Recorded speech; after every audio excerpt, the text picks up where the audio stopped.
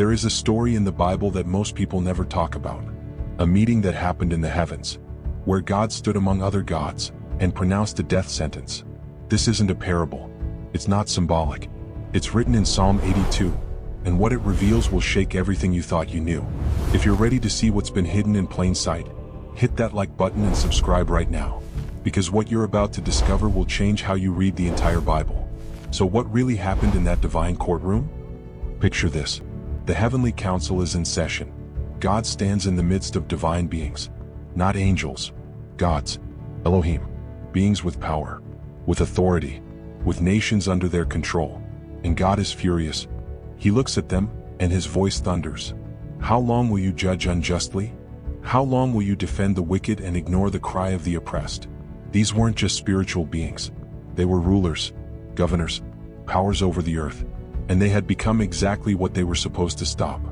Think about it. They saw the widow begging for justice and turned away. They heard the orphans cry and did nothing. They watched the powerful crush the powerless and called it order. Sound familiar?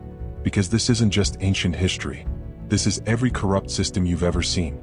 Every time you've watched injustice win and wondered, where is God? And God speaks.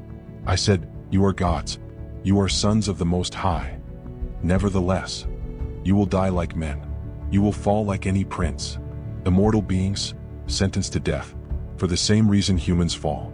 They forgot that power is a responsibility, not a right. Here's what churches don't teach you. In the ancient world, every nation had their gods. Egypt, Babylon, Persia, Canaan. And the Bible doesn't say they were fake. It says they were real, and they were under God's authority. When God scattered the nations at Babel, Deuteronomy 32 tells us he assigned these divine beings to rule over them. But they didn't rule with justice. They ruled with corruption. And God had seen enough. This changes everything. When you read about Israel fighting nations, it wasn't just warfare. It was a spiritual battle against corrupt powers. When Daniel prayed and the answer was delayed for 21 days, the Bible says the prince of Persia blocked it. Not a human, a divine being. You know that feeling when you pray and heaven feels silent? When you fight for what's right and evil keeps winning? Now you know why. There are powers at work beyond what you see. But here's the hope. God didn't just expose them. He dethroned them. He stripped their immortality. He judged them publicly. And he declared, I will take back the nations. No more corrupt middlemen. No more divine tyrants. Just him, ruling with the justice they refused to give. This is why Psalm 82 ends with a desperate prayer. Arise, O God, judge the earth, for you shall inherit all the nations. It's not just poetry. It's a battle cry. A plea for God to do what corrupt powers won't.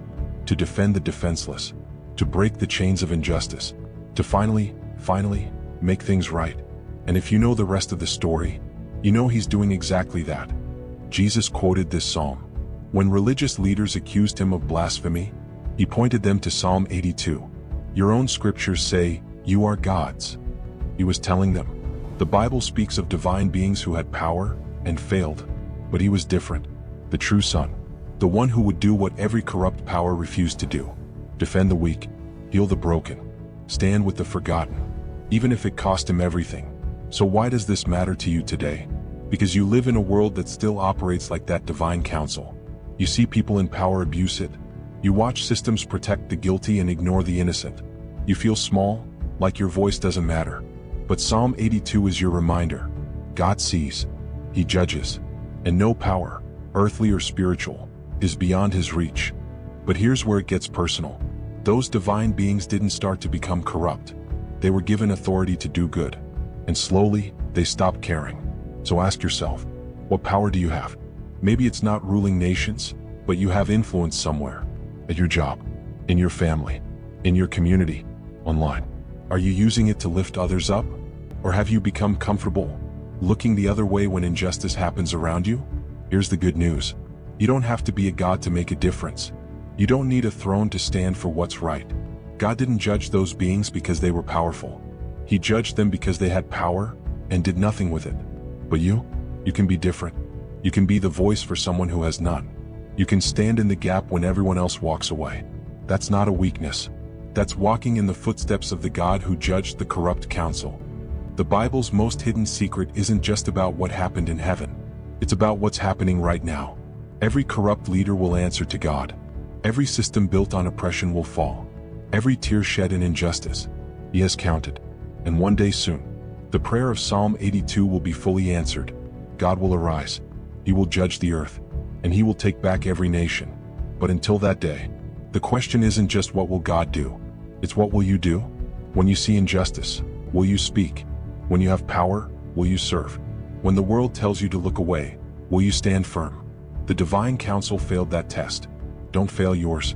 If this opened your eyes to something you've never seen before, do two things right now. First, hit that like button and subscribe, because we're uncovering the Bible's hidden truths that will change how you see everything. Second, and this is more important, share this with someone who needs to hear it. Because this message isn't just information, it's a call to action. The divine counsel was judged for their silence. Don't let history repeat itself in your life. God is still looking for people who will stand for justice. People who will use their voice when others go quiet. People who will choose courage over comfort. The question is, will you be one of them? The choice is yours.